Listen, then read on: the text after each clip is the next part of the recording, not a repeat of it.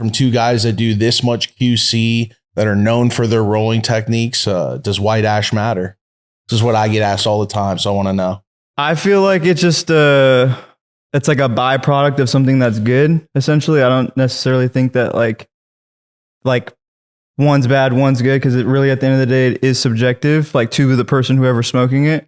But I do notice, like, my favorite time smoking weed, I'll look down and the ash is bone white.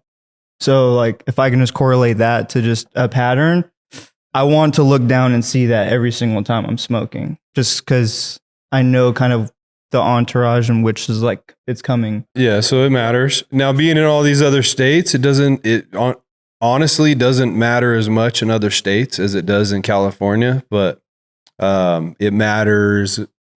Highest of quality has to burn, clean. And how hard is that running a major facility to get that? Super hard. I mean, that's kind of the start of the QC. It's super hard, honestly. Yeah. And it's not always going to happen. It's mainly genetics for the most part, to be honest. That's why Z is so fucking amazing. It normally always burns like really nice and clean. That velvet texture. Velvet. Sure. It really does. And it fluffs up. It's got this like the way it even breaks down. I'll like break down Blue Zushi and some certain things now. And I'm trying to describe how it feels like if you took dry hay and like just the crackle of there's just certain things that now when I'm breaking things down, I'm like, okay, this kind of does remind me of this other one. And you start to see these rarity outliers of strains that you're like, wow, this is a very unique one. Out of thousands of strains that get put in front of you, there's one a year like this or two a year. We're breeding for things that burn white at this point. We're choosing things for me to like reverse or pollinate that naturally burn white.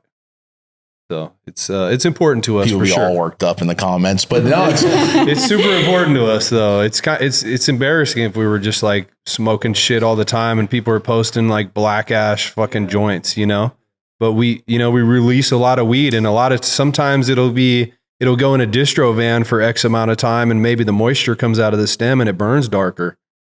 Maybe we QC'd it and it burns super white, but we dropped a 30-pound batch and one of those pounds was burning black. You know what I mean? I don't know. Shit happens. It's hard. You get plants that sometimes want to lock out or act weird or don't want to. Exactly. Like, who even knows? Like, welcome to. It'd be like saying out of this 10,000 tomato facility, one of those tomatoes tastes a little soury, and you're like, yeah, it sounds about right. My bad. We got 50,000 plants, and like with testing too, it's like, did they grab the top? Did they grab the bottom? Did they grab the neck bone of the plant? Is it the neck bone that we're smoking right now? Because that's my favorite piece.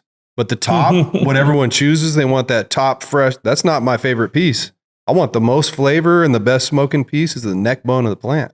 So like sometimes we'll pull them off of the dry room and I already know they're going to be good, And then that's even also dry comes into play because I've heard of people over drying the weed so that the sample tests higher. Yeah. And they over dry it to get it to burn better. Obviously it's going to combust better when it's bone dry, just like wood or anything else that you light on fire. It's going to combust easier and better, There's always cheaters.